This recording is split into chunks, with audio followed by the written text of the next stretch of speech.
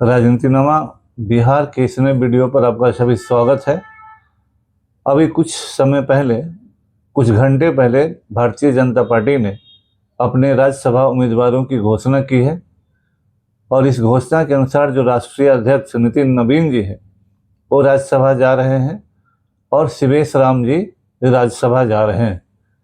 अटकलों का बाजार पिछले कई दिनों से चर्चा में था कि भारतीय जनता पार्टी की तरफ से जो पावर स्टार पवन सिंह को राज्यसभा भेजे जाने की बहुत चर्चा थी और फेसबुक पर कुछ कतिपय पत्रकारों के द्वारा उनके खिलाफ और उनके समर्थन में लिखे जाने की भी काफ़ी चर्चा रही।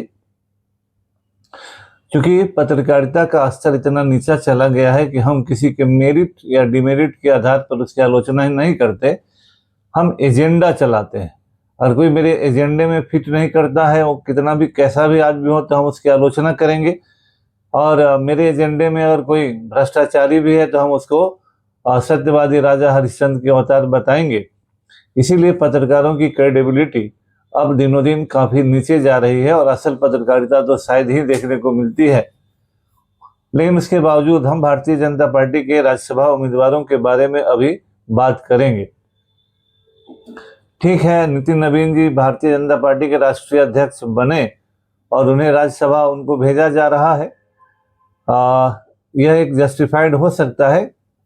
हालांकि विधानसभा में रहते हुए अभी उदाहरण वैसे हैं जब राष्ट्रीय अध्यक्ष भारतीय जनता पार्टी के लोग बने, लेकिन बहुत ज़्यादा उस पर सवाल नहीं किया जा सकता। दूसरा जो नाम शिवेश राम जी का, शिवेश कुमार जी का है, वो पिछले लोकसभा चुनाव में सासाराम लोकसभा से हार गए। वो इसी सीट से हार गए जहां इनको जीतना चाहिए था। और सामान्य तौर पर हमारे देश में लोकतांत्रिक परंपरा रही थी, परंपराएं थी, वो कोई नियम तो नहीं था कि जो भी पॉलिटिकल लीडर लोकसभा चुनाव हारता है अमूमन उसे राज्यसभा नहीं भेजा जाता है। क्योंकि एक हक राजनीतिक जीवन में आपके संघर्षों के परिणाम स्वरूप आपको लोकसभा का सीट मिला, टिकट मिला। अगर जनता ने आपको भेज दिया और राज्यसभा में आप भेजे जाते हैं, इसका मतलब है कि जनता के मैंडेट को निगेट किया जाता है। आप लोकतंत्र में हैं, लोकतांत्रिक व्यवस्था में हैं और लोक ने ही आपको रिजेक्ट कर दिया।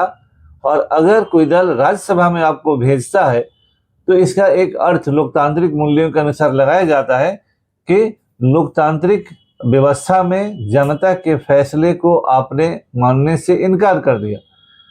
तो शिवेश राम जी का लोकसभा भेजा जाना भारतीय जनता पार्टी का अपना निर्णय जरूर है, लेकिन जो निर्णय लिए जाते हैं उनके पीछे जो निहितार्थ होते हैं वो बहुत दूर के होते हैं। पवन सिंह पावर स्टार के तौर पर थे।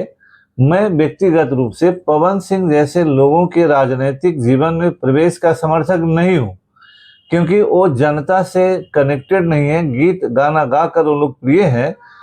राजनीति हमेशा राजनीतिज्ञों को करना चाहिए, जो जनता से जुड़ा हुआ है, जो जमीन पर काम करता है।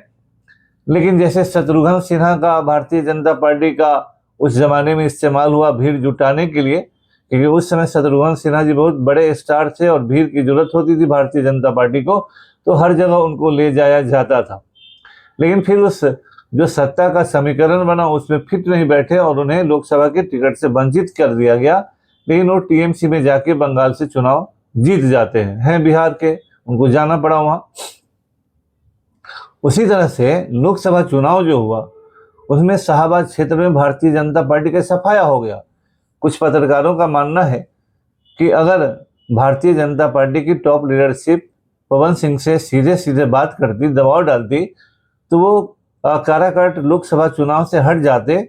और जब वो हट जाते तो उपेंद्र कुशवाहा जी भी वहां लोकसभा चुनाव जीत जाते।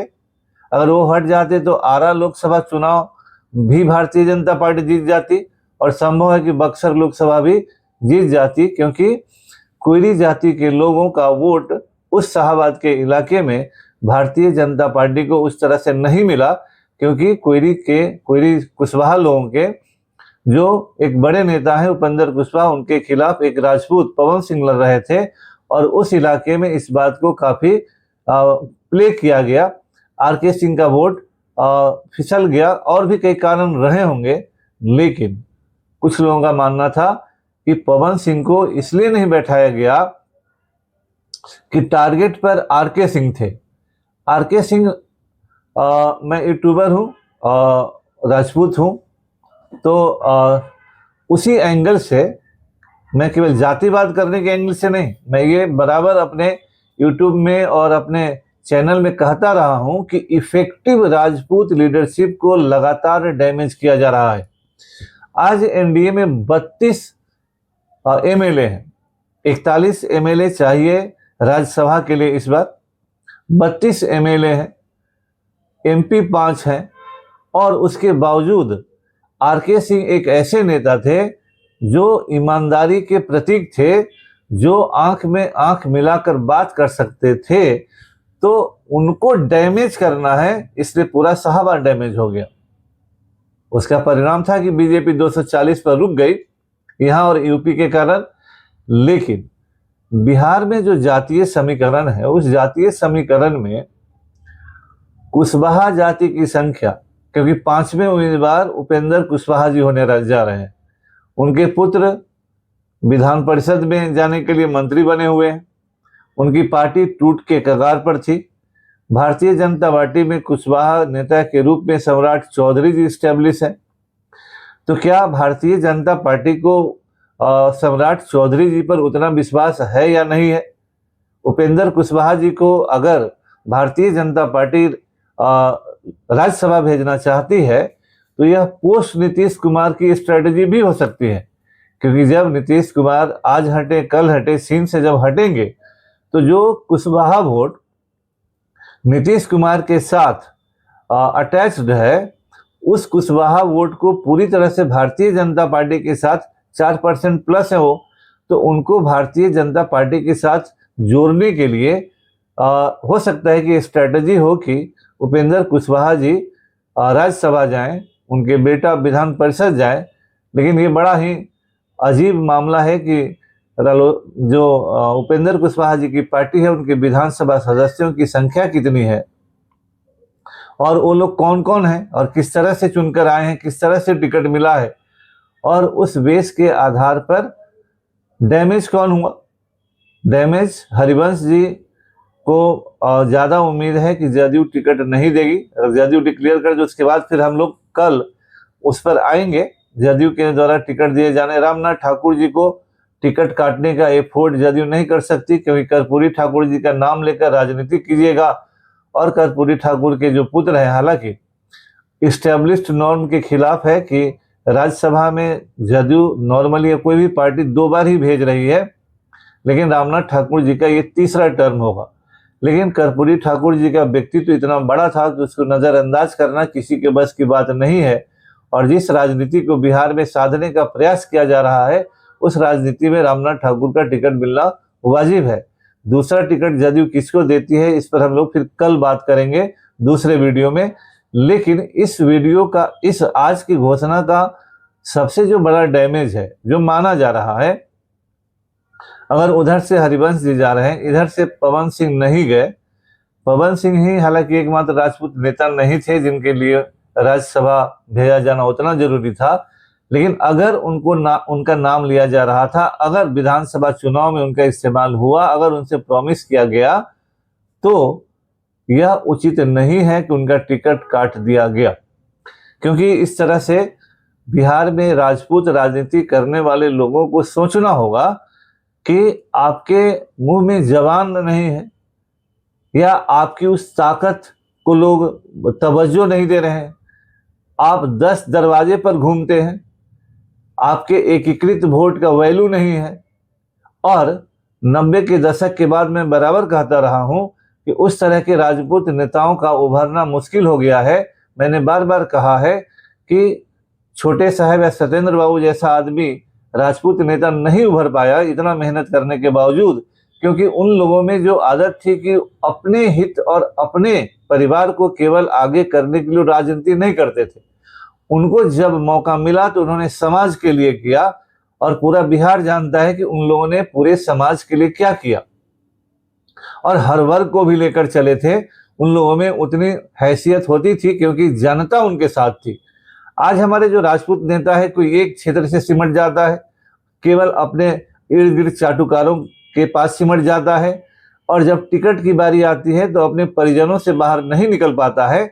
तो जो दूसरी पार्टियां हैं, जो हमारे राजपूत मतदाता को यूज कर रही हैं, उनको पता है कि अगर राजपूत के नाम पर हमने कोटा कर दिया कि चलिए 10, 20, 30 आदमी को हमने टिकट दिया, तो राजपूतों में संदेश तो गया कि आपके इतने लोगों को हमने टिकट दिया।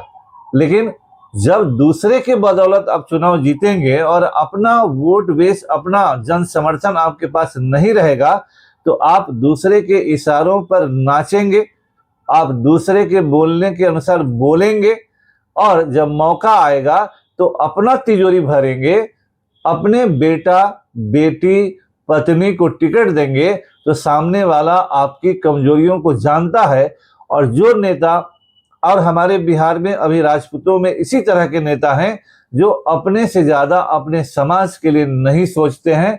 आज तक कोई ऐसा राजपूत नेता इधर के हाल के वर्षों में नहीं है जो कार्यकर्ताओं को बुलाकर उनके दुख को सुने या उनको कोई मदद करने के लिए प्रयास करे।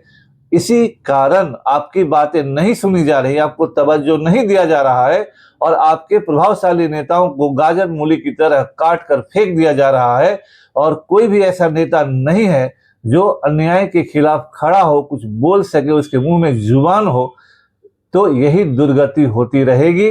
मंत्रालय भी जैसा मिला है वो भी देख लीजिए, और जिस तरह से अभी व्यवहार हो रहा है वह भी देख लीजिए। नहीं चेतिएगा तो दुर्गति तो होना तय है। अगला राज्यसभा का सीट क्या होता है जदयू का, इस पर कल हम लोग फिर बात करेंगे। आपका बहुत बहुत धन्यवाद।